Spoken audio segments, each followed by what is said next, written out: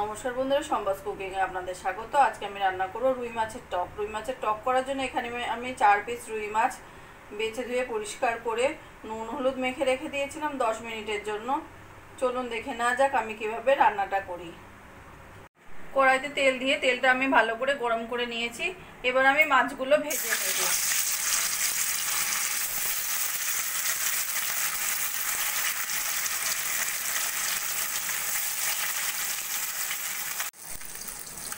মাছের একটা পিঠ সোনালি করে ভাজা হয়ে গেছে, এবার আমি আস্তে করে উল্টে দেব।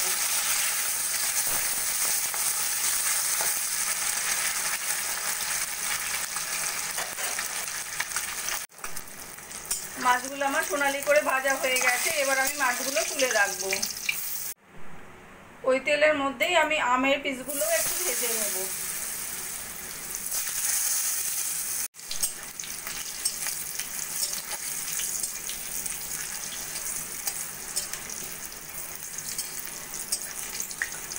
আমের পিসগুলো আমার ভাজা হয়ে গেছে, এগুলো আমি এবার তুলে রাখবো।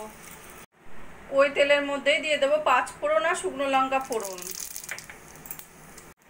দিয়ে দেবো একটা মিডিয়াম সাইজের পেঁয়াজ পাতলা পাতলা করে কেটে নেওয়া।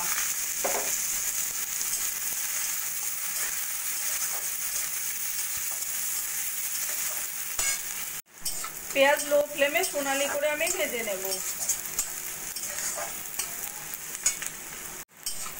বন্ধুরা, আমার রান্নাটা যদি ভালো লাগে প্লিজ লাইক করবেন আর কমেন্ট করে জানাবেন কেমন লাগলো। আর আমার চ্যানেলে যদি নতুন হয়ে, পেঁয়াজ হালকা সোনালি করে ভেজে নিয়েছি। এবার দিয়ে দেবো আমি পরিমাণ মতো নুন হলুদ আর অল্প করে লঙ্কার গুঁড়ো। সবকিছু ভালো করে পেঁয়াজের সঙ্গে মিশিয়ে নেব। দিয়ে দেবো অল্প করে জল। জলটা দিয়ে বেশ ভালো করে পেঁয়াজটাকে গলা গলা করে নেব। লো ফ্লেমে রান্না করে নেব। পেঁয়াজ লো ফ্লেমে 5 মিনিট মতো রান্না করে নিয়েছি। পেঁয়াজটা সুন্দর গলা গলা হয়ে গেছে। এবার দিয়ে দেবো আমি পরিমাণ মতো জল।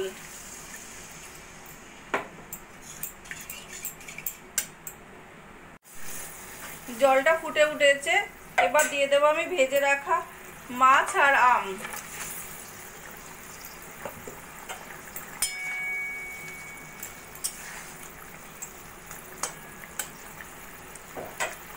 দিয়ে দেবো অল্প করে কাশ্মীরি লঙ্কার গুঁড়ো।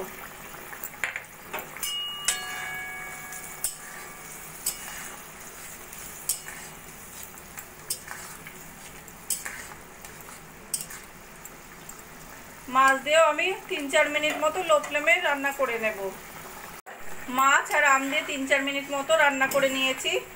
আমগুলো একটু দেখে নেব। আমগুলো সুন্দর সিদ্ধ হয়ে গেছে। এবার দিয়ে দেবো আমি হাফ চামচ মতো চিনি।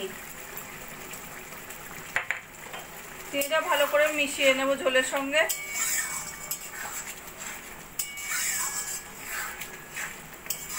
মিশিয়ে নিয়ে আমি গ্যাসটা বন্ধ করে দেব।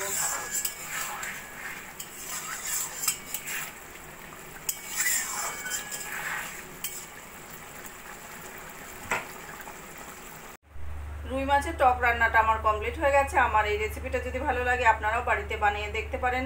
গরম গরম ভাতের সঙ্গে খেতে অসাধারণ লাগবে। আর কমেন্ট করে জানাবেন কেমন লাগলো। প্লিজ লাইক, শেয়ার ও সাবস্ক্রাইব করবেন।